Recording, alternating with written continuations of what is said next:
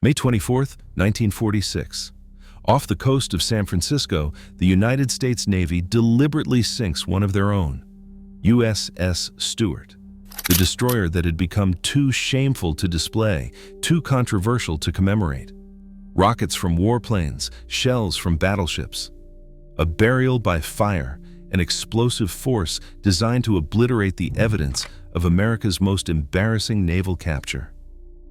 The military recorded her destruction, filed their reports, closed the book on the ship they called the ghost ship of the Pacific. They were wrong. This summer, marine robotics pushed through 3,500 feet of crushing darkness and discovered what should have been impossible. Stewart does not lie shattered on the seabed. She sits upright, nearly intact, as if the Navy's devastating barrage barely touched her. Her bridge structure stands. Her gun mounts remain in position. Her hull shows damage that does not match any official destruction report. How does a warship survive a deliberate sinking designed to destroy all evidence? What really happened during those final moments in 1946? And what does Stewart's incredible condition reveal about the untold truth of her controversial service under two enemy flags? In September 1919, the Newport News shipyard laid down the keel of what would become USS Stewart, a Clemson-class destroyer. Commissioned in September 1920, she came too late for World War I, but would find herself thrust into the heart of World War II's Pacific theater. At 314 feet long with a beam of 31 feet, Stewart was state-of-the-art for her time. 4 smokestacks, flush decks, and a top speed of 35 knots. She carried 4 4-inch guns, 1 3-inch anti-aircraft gun, and 12 21-inch torpedo tubes, a formidable warship designed to protect the fleet against torpedo boat attacks.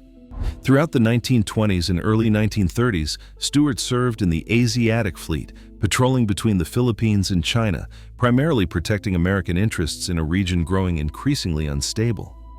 She spent summers in Chinese ports like Tsingtao and winters in the warmer waters of Manila. As early as 1932, she witnessed the growing Japanese aggression firsthand, present near the Matsu Islands when Japanese forces launched their attack on Shanghai. By December 1941, as tensions between America and Japan neared their breaking point, Stewart was stationed with the American Asiatic Fleet in Manila, a small force of mostly aging vessels that would soon face the full might of the Japanese Imperial Navy. Admiral Thomas Hart, commander of the Asiatic Fleet, recognized his ships were vulnerable while clustered in port. On November 27th, after receiving a war warning from Naval Command, he ordered his major warships. Allied ships were ordered to disperse throughout the southern Philippines and the Dutch East Indies. Stewart, alongside the cruiser Marblehead and several other destroyers, was dispatched to Tarakan in Borneo. She was there on December 8th when word arrived that Pearl Harbor had been attacked. Within weeks, Stewart would be thrown into a desperate defensive fight as Japanese forces advanced relentlessly through Southeast Asia. During those chaotic final weeks of 1941, Stewart escorted naval auxiliaries from the Philippines to Port Darwin, Australia. In early January 1942, she joined a convoy escorting the transport Bloemfontein, carrying Army reinforcements and supplies destined for Java. The noose was tightening around the scattered Allied forces in the Dutch East Indies. On February 4, 1942, Stewart joined Marblehead as they sortied from Bunda Roads to intercept Japanese forces near the Makassar Strait. The mission turned disastrous when Japanese aircraft severely damaged Marblehead, forcing Stewart to escort the crippled cruiser back to Cilacap in Java. On February 14, 1942, Stewart joined Admiral Carol Dorman's combined Dutch-American striking force, tasked with attacking Japanese forces advancing along Sumatra's northern coast.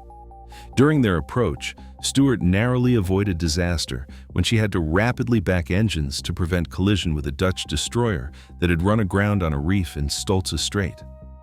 The following day brought wave after wave of Japanese air attacks in Bangka Strait. Though no Allied ships were hit, the attacks convinced Admiral Dorman that advancing further without air cover would be too risky. Be suicidal. The Allied force was ordered to withdraw, and Stewart was detached to refuel at Ratai Bay in Sumatra. The decisive moment for Stewart came on February 19th, when Japanese forces landed on Bali. Admiral Dorman, desperate to stop the invasion, divided his remaining ships into 3 attack groups for a night assault that would become known as the Battle of Badung Strait. Stewart led the 2nd attack group. In the chaos of night combat, a domain where Japanese forces excelled at this stage of the war, Stewart came under devastating fire from Japanese destroyers. Enemy shells tore through her superstructure, destroying her boats and mangling her torpedo tubes. Then came the critical blow, a direct hit below the waterline that tore open her seams, flooding her steering engine room. Despite the damage, her engineering crew kept the engines running through 2 feet of water. Stewart maintained her position in the attack column and limped back to Surabaya Harbor on the morning of February 20th. As the most severely damaged ship in the fleet, she was the first to enter the floating dry dock at Surabaya. What happened next sealed Stewart's fate. While being raised in the dry dock, she was inadequately supported and fell off the keel blocks, crashing onto her side in 12 feet of water. The accident bent her propeller shafts and caused further hull damage. With Japanese forces advancing on Surabaya and constant enemy air attacks pounding the port, there was no time to make repairs. On February 22, 1942, with the port under imminent threat of capture, naval authorities made the painful decision to abandon Stewart. Her crew set off demolition charges within the ship's hull. A Japanese bomb strike amidships inflicted additional damage. Before the port was evacuated on March 2nd, the dry dock containing Stewart was scuttled, sending both to the bottom of Surabaya Harbor. The Navy struck Stewart from its roles on March 25, 1942, and her name was quickly reassigned to a new destroyer escort, USS Stewart, DE-238. By all official accounts, the original Stewart was lost, another casualty of the disastrous early months of America's Pacific War. But Stewart's story was far from over. For nearly a year, Stewart lay beneath the waters of Surabaya Harbor, a ghostly monument to America's Pacific defeats. Then, in February 1943, Japanese naval engineers accomplished what seemed impossible. They raised the battered destroyer and began extensive repairs. Lieutenant Fukui Shizuo led the salvage operation for the Imperial Japanese Navy. The Japanese recognized the strategic value of recovering an American warship, even one as damaged as Stewart. On September 20, 1943, in a ceremony that would have been unthinkable to her former American crew, Stewart was commissioned into the Japanese Navy as Patrol Boat No. 102. The transformation was both technical and symbolic. Japanese engineers combined her 2 forward funnels into one, giving her a distinctive silhouette that reflected Japanese naval design. Her armament was replaced with captured Dutch Army 75mm anti-aircraft guns, 12.7mm anti-aircraft guns, and Japanese third-year Type 6.5mm machine guns. They mounted a Type 94 depth charge thrower and Type 2 Mark depth charge rails, complete with 72 depth charges. Advanced Type 93 sonar was added to aid in her new primary mission, hunting American submarines. The Japanese considered their destroyers superior to American designs in both size and firepower. For them, Stewart was not worthy of destroyer classification, so she was designated a patrol boat. Despite the downgrade, she became an active unit in the Japanese Southwest Area Fleet, primarily conducting escort duties throughout Japanese-controlled waters. American pilots on long-range missions reported something that it seemed impossible.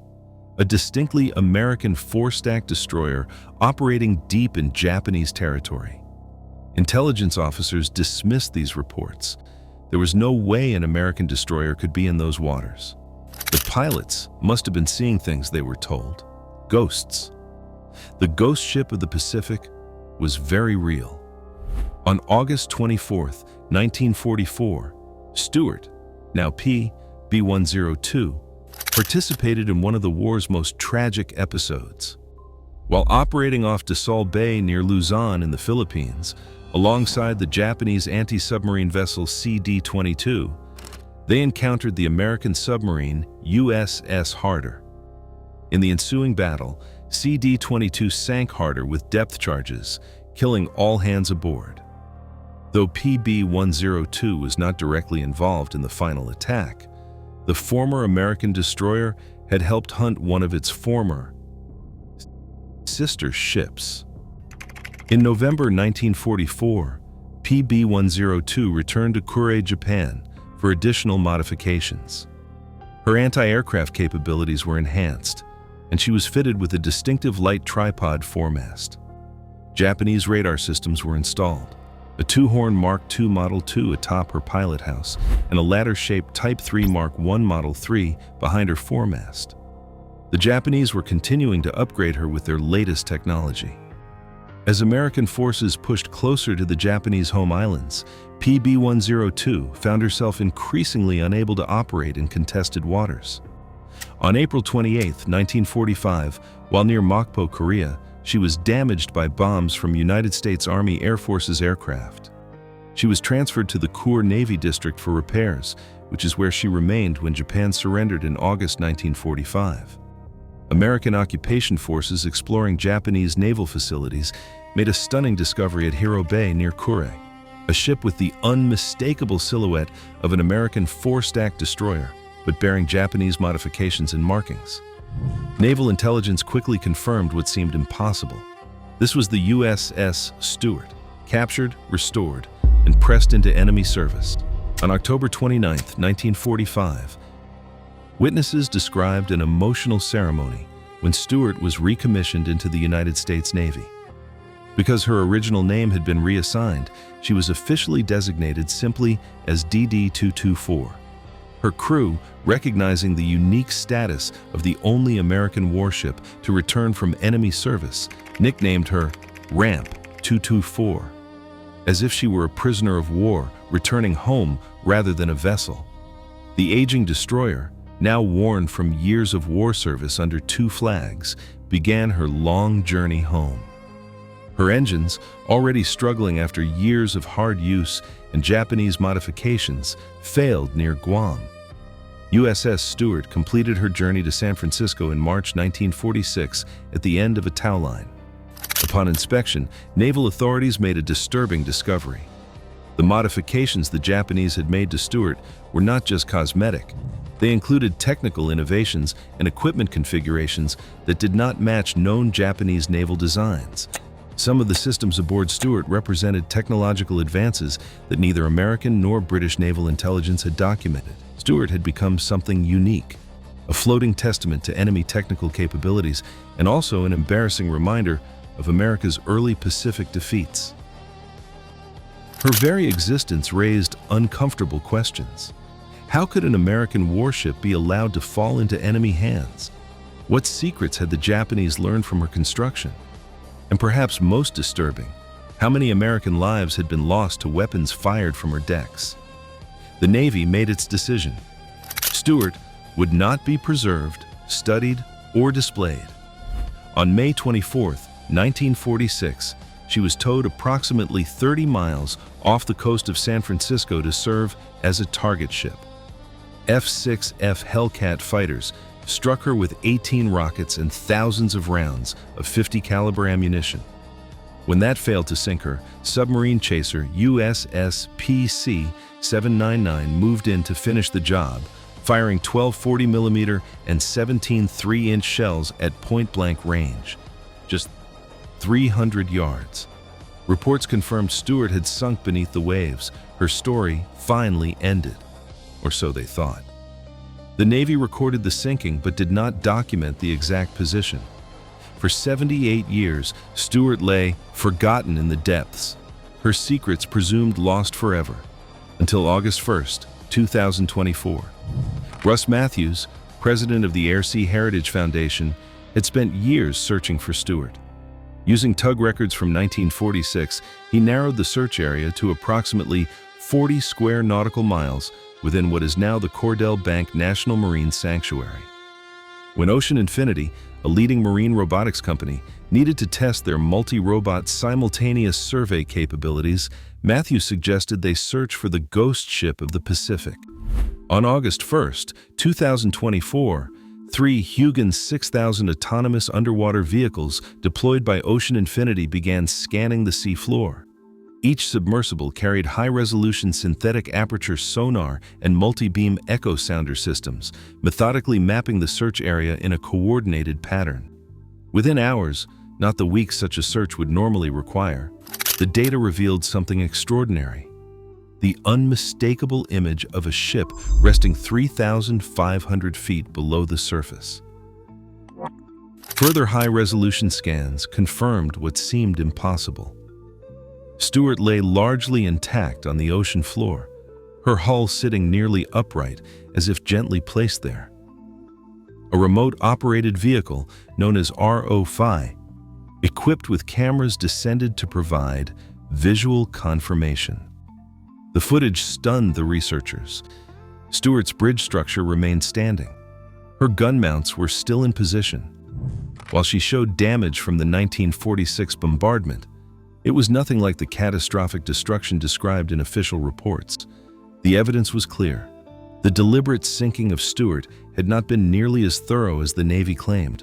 The ship that had been deemed too shameful to display, too controversial to preserve, had survived its burial at sea in remarkably good condition. Dr. James Delgado, Sr., Vice President at Search and former National Oceanic and Atmospheric Administration Director of Maritime Heritage, described the find as a unique opportunity to study a well-preserved example of early 20th century destroyer design. Its story, from U.S. Navy service to Japanese capture and back again, makes it a powerful symbol of the Pacific War's complexity. Stewart's discovery reveals a multi-layered historical truth. The technical modifications visible on the wreck provide tangible evidence of Japanese naval engineering during World War II. The hull's condition contradicts official accounts of her destruction, suggesting the Navy may have exaggerated the effectiveness of her sinking to ensure the controversial vessel was considered permanently lost. Most importantly, Stewart now serves as an underwater memorial, not just to the American sailors who served aboard her, but to the complex, often uncomfortable realities of war. Her dual identity as both American warship and Japanese patrol boat embodies the entangled histories of two nations that moved from bitter enemies to close allies. The ghost ship of the Pacific has one final lesson to teach us. Even truths deliberately sunk beneath 3,500 feet of water eventually find their way back to the surface.